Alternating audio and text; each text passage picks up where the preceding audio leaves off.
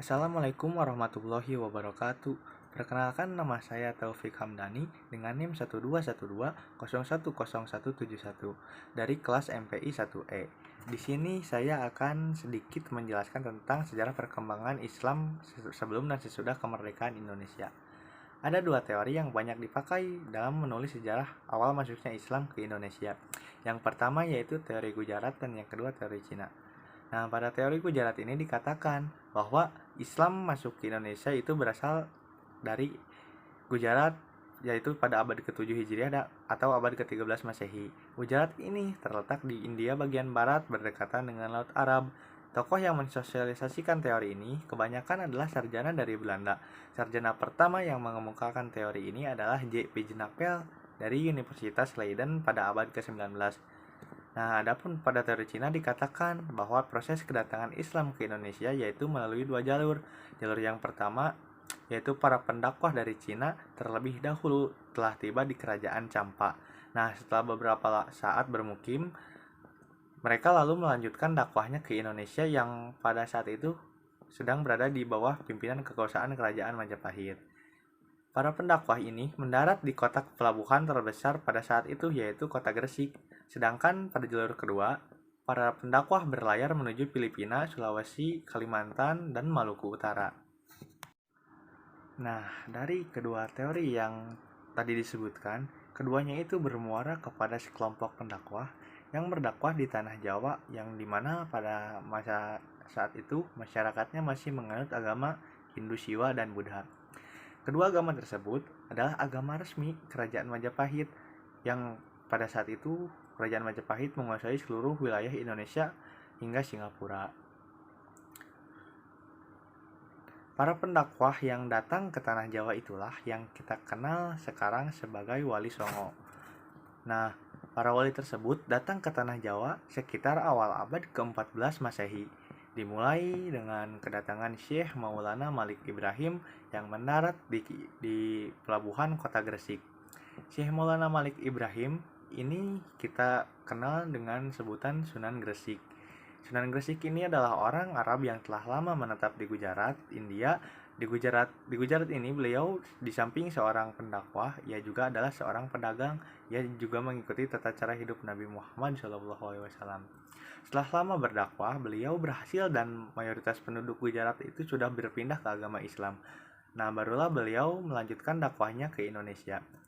Kedatangan Syekh Maulana Malik Ibrahim ini tidak hanya memberikan teori Gujarat yang banyak digunakan sejarawan Belanda, tapi juga membenarkan teori Mekah yang ditulis oleh Buya Hamka. Adapun teori Cina dipakai untuk kedatangan Sunan Bonang ke tanah Jawa. Meski tidak ada catatan yang menyebutkan di mana Sunan Bonang pertama kali mendarat.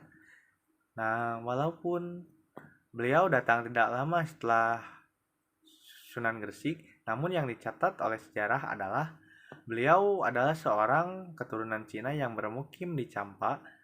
Kemudian ia datang ke Indonesia untuk berdakwah menyebarkan agama Islam di tanah Jawa. Dari Sunan Bonang inilah yang keturunannya banyak memiliki kekerabatan dengan kerajaan-kerajaan di Indonesia. Nah, yang selanjutnya yaitu kerajaan Islam pertama yang ada di Indonesia pada masa prakemerdekaan.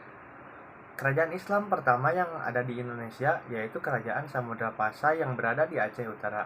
Kerajaan ini didirikan oleh Merasilu pada tahun 1267 Masehi. Menurut pengisahan yang terdapat dalam Hikayat Raja Pasai, kerajaan yang dipimpin oleh Sultan Malik Al-Salih ini mula-mulanya yaitu bernama Kerajaan Samudra.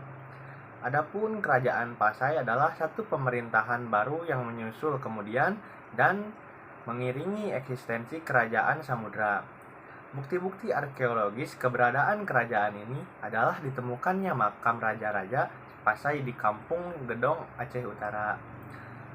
Makam ini terletak di dekat reruntuhan bangunan pusat Kerajaan Samudra, yaitu di Desa Beringin, Kecamatan Samudra, sekitar 17 km di sebelah timur Lok Mawe di antara makam-makam raja tersebut. Nah, di antara makam-makam raja tersebut terdapat nama Sultan Malik Al-Saleh yaitu Raja Samudra Pasai yang pertama. Yang selanjutnya yaitu tokoh yang menyebarkan Islam pada masa prakemerdekaan. Tokoh pejuang Islam pada masa prakemerdekaan yaitu ada 4, yaitu yang pertama Kiai Haji Ahmad Dahlan. Beliau ini adalah seorang pendiri dari organisasi Muhammadiyah pada tanggal 16 November 1912 dengan tujuan untuk menyebarkan ajaran Nabi Muhammad SAW kepada penduduk Bumi Putra.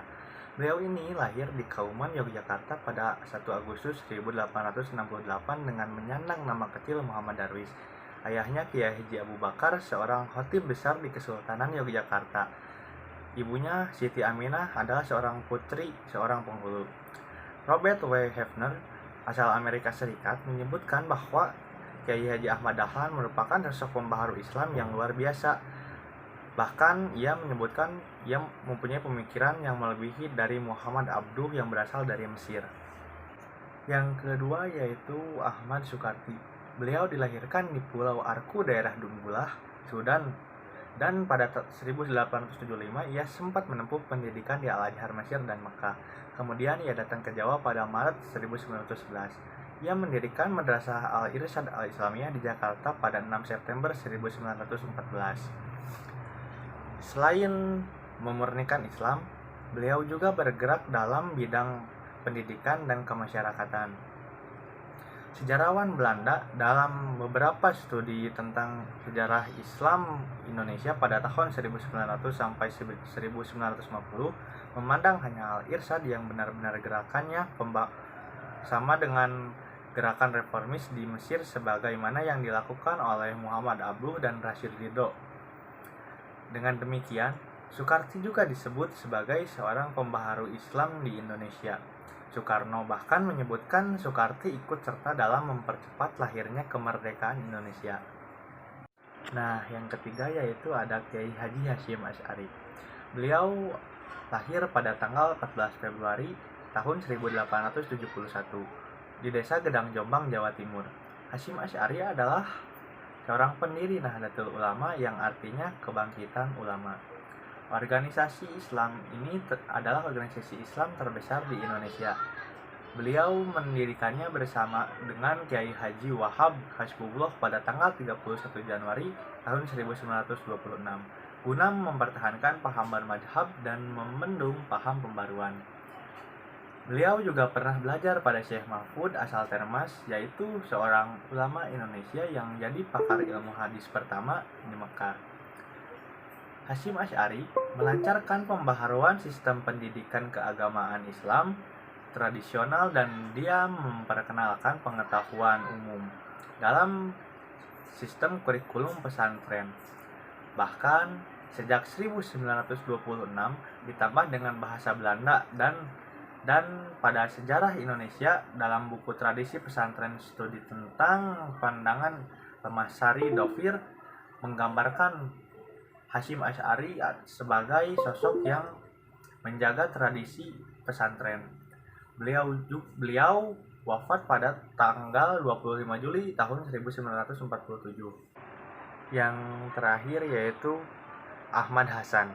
Beliau lahir di Singapura pada tahun 1887 dari keluarga campuran yaitu Indonesia dan India. Semasa remaja, ia melakoni beragam pekerjaan dari buruh hingga penulis, baik itu di Singapura maupun di Indonesia. Ahmad Hasan ini dikenal sebagai ulama baru yang jalan pemikirannya itu sangat tajam dan kritis.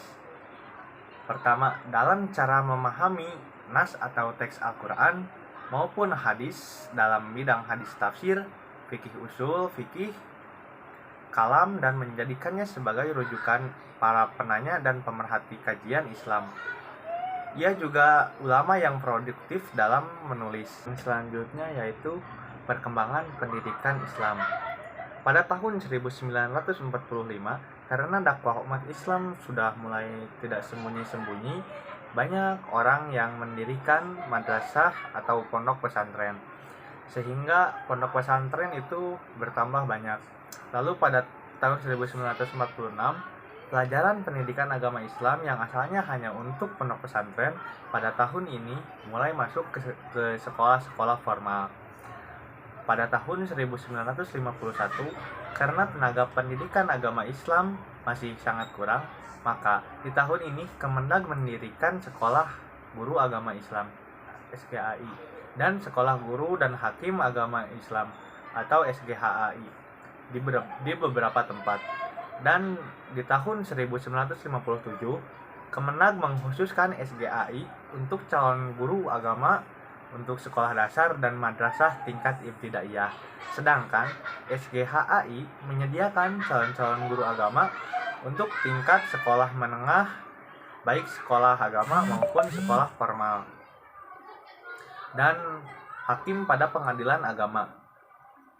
Lalu pada tahun 1975, Departemen Agama mengeluarkan kurikulum khusus keagamaan sebagai standar untuk dijadikan acuan oleh madrasah, baik itu untuk MI Madrasah Ibtidaiyah, MTS maupun Madrasah Aliyah. Yang selanjutnya yaitu tokoh yang menyebarkan agama Islam di Indonesia setelah kemerdekaan. Yang pertama yaitu Profesor Dr. Haji Abdul Malik Karim Amrullah, yang biasa kita sering sebut sebagai Buya Hamka. Beliau lahir di Nagari, Sungai Batang, Kabupaten Agam, Sumatera Barat pada tanggal 17 Februari 1908. Beliau meninggal di Jakarta pada usia 73 tahun. Beliau adalah seorang ulama dan sastrawan Indonesia yang berkiprah menjadi seorang penulis, wartawan, dan pengajar. Beliau adalah ketua MUI pertama di Indonesia dan aktif di organisasi Islam Muhammadiyah sampai akhir hayatnya.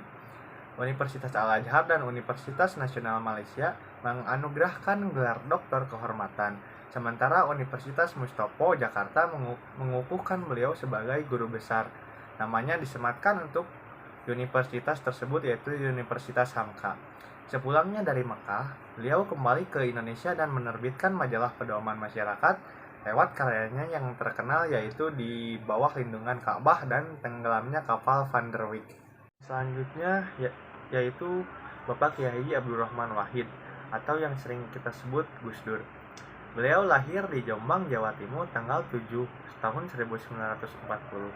Beliau adalah tokoh muslim Indonesia yang menjadi presiden Indonesia keempat dari tahun 1999 hingga 2001. Pada tahun 1963, Gus Dur belajar ke Universitas Al-Azhar Kairo, Mesir, dan Universitas Nasional Malaysia. Kemudian ia menyelesaikan selanjutnya pendidikan di Universitas Baghdad, lalu melanjutkannya ke Belanda, Jerman, dan Prancis sebelum ia kembali ke Indonesia. Gus Dur kembali ke Jakarta pada tahun 1971 dan berfokus untuk menjalankan organisasi pendidikan dan penerangan ekonomi dan sosial organisasi yang terdiri dari kaum intelektual muslim, progresif, dan sosial demokrat. Ketika beliau menjadi presiden, ia memberikan Aceh referendum, namun referendum ini menentukan ekonomi. Berbagai penghargaan telah diterima oleh Gus Dur. Di antaranya pada tahun 1993, Gus Dur menerima penghargaan dari Simon Wiesenthal Center sebagai sebuah yayasan yang bergerak di bidang penegakan hak asasi manusia. Gus Dur memperoleh penghargaan dari Mabel Keller yang berkantor di Los Angeles karena Gus Dur dinilai memiliki keberanian membela kaum minoritas. Salah satu contohnya, beliau membela dalam umat beragama Konghucu. Pemikiran, karakter, dan prinsip perjuangan Gus Dur terangkum pada nilai utama yaitu kemanusiaan, keadilan, dan kesetaraan, pembebasan, kesederhanaan, persaudaraan, dan kearifan lokal. Mungkin hanya sekian materi yang dapat saya sampaikan. Mohon maaf bila banyak kesalahan dan kekurangan. Terima kasih atas waktunya telah menyaksikan. Wabillahi taufiq wal hidayah. Wassalamualaikum warahmatullahi wabarakatuh.